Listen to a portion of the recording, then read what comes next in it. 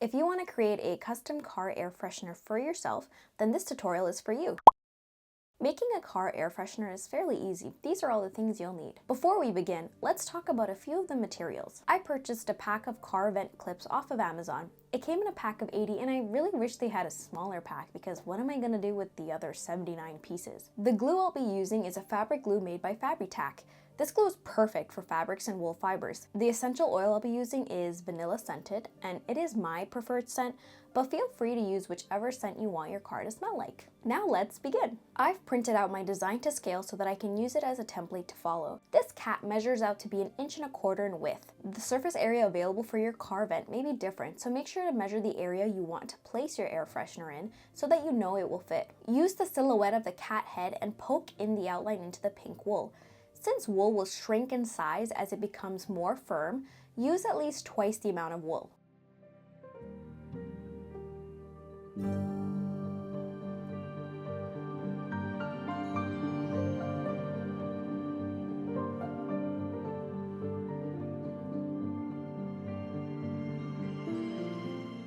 As you poke the wool into shape, every now and then, check the form against your template to make sure you haven't distorted the shape or made the size too small.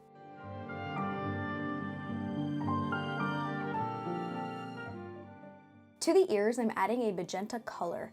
I like to pre-felt the wool a bit before I add it onto the ear. I find it makes it a bit more opaque and consistent in wool thickness. I also like to use an air-soluble fabric marker, which means that over time it'll fade away as it's exposed to air. This is great for temporarily mapping out your design to make sure things are placed correctly. For the rest of the details on the cat, the needle I'll be using is a 42 crown needle, which I bought from Heidi Feathers. This needle is great for adding surface level details since you don't want to indent the wool, you only want to cover the surface in another color. This also means that with this needle, you don't need to poke it as deep. You're only trying to tangle the new wool with the wool close to the surface.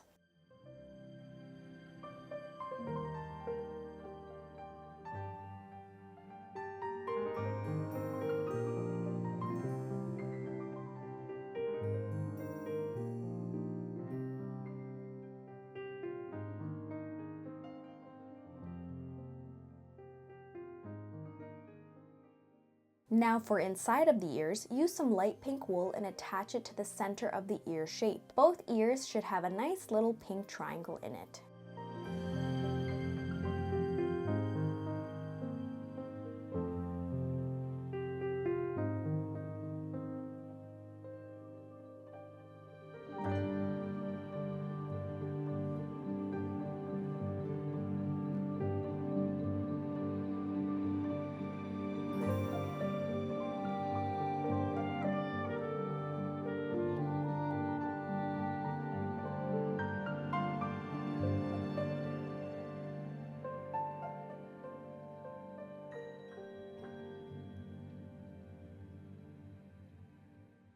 For the eyes, we will start with white, and then for the iris, I will be using a burgundy shade, which I created by carding some pink and purple wool together.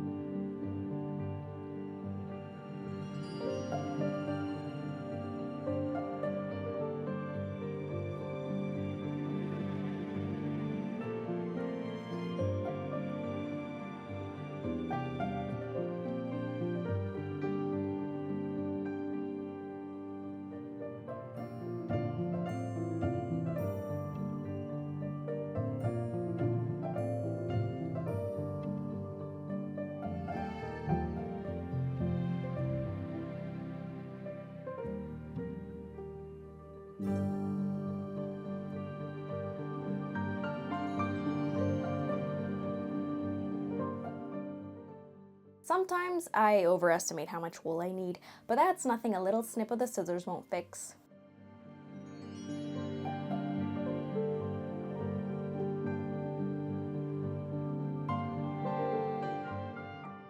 To add the eyelashes, twist some burgundy wool and make it as thin as the width of the line you're aiming for.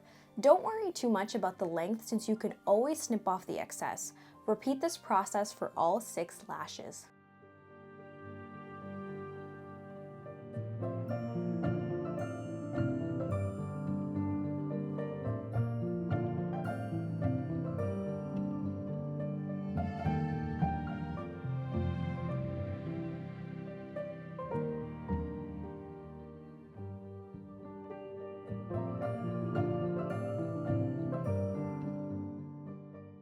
For the highlights of the eyes, grab a teeny tiny bit of white wool and roll it into a little ball. Remember, a lot of this will be buried within the iris, so use twice as much as you want the final size to be.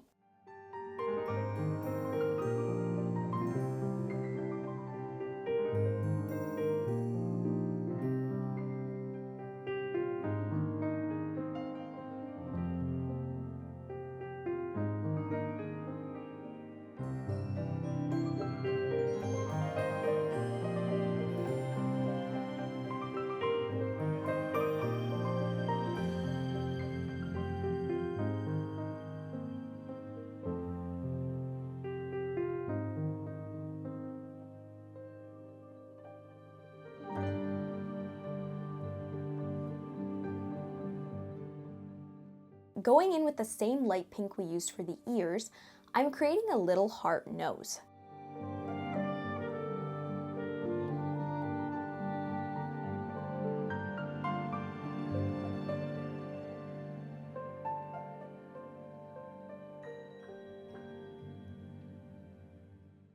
To create the V shape at the top of the heart, use your needle and don't poke straight down, but poke diagonally to push the fibers into the direction you want it to move.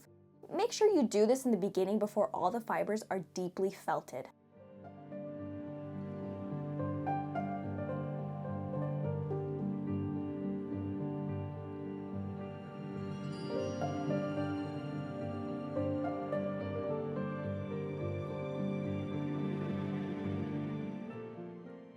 Since the mouth is somewhat of a complex shape, use the twisted wool method to create the outline of the mouth first and then fill in the rest. I'm using the same burgundy wool I used for the eyes to create the mouth.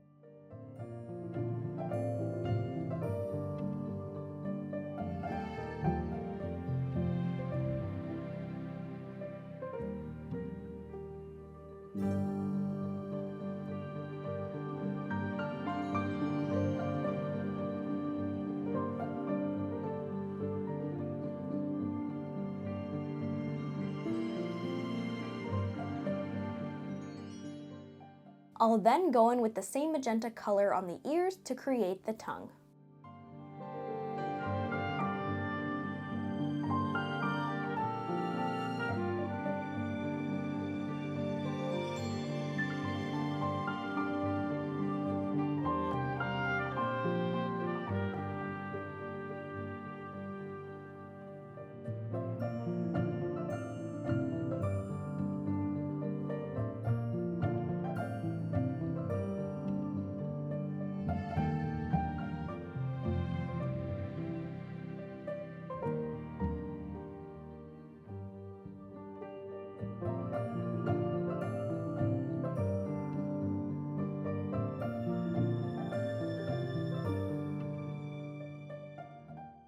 I deviated a little from my original design and decided to add some of that magenta into the eyes.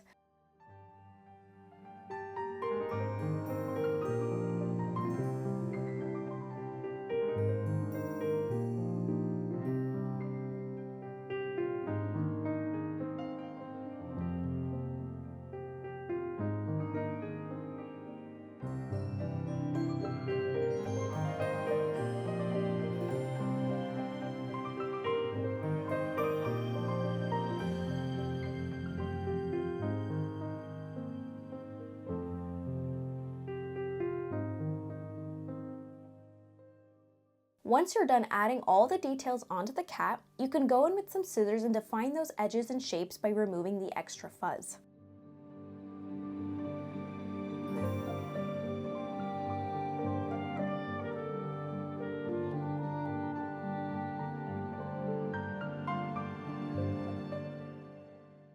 Now to attach the vent clip to the back of the cat, you will need a small piece of felt. Since our cat is very thin, we can't sew the clip directly onto the back because it would be very hard to do so without having the thread poke through to the other side. That would ruin our hard work.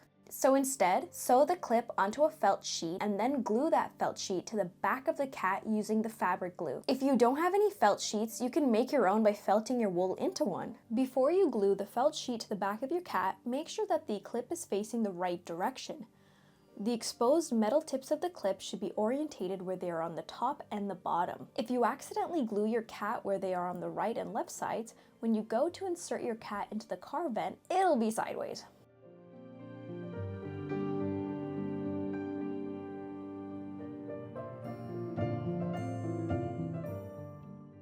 Apply a generous amount of glue since a lot of it will be absorbed into the wool. I do need to mention that there is a warning on the bottle that this glue is highly flammable, but that only applies to when the glue is wet. Once fully dry though, and those flammable vapors are gone, it is safe to put on your car vent when using heat in the winter. To keep the two pieces securely together as the glue dried, I held them together with sewing pins. I let the glue dry overnight, and you can see here that once dry, that clip is not coming off. I'm pulling it as hard as I can, and it's not budging. To add the scent to your air freshener, all you need to do is add a few drops of the essential oil to the back of your cat. Now, if you're a fan of my super happy needle holder and want one of your own, you should check out my other video where I show you how to create one.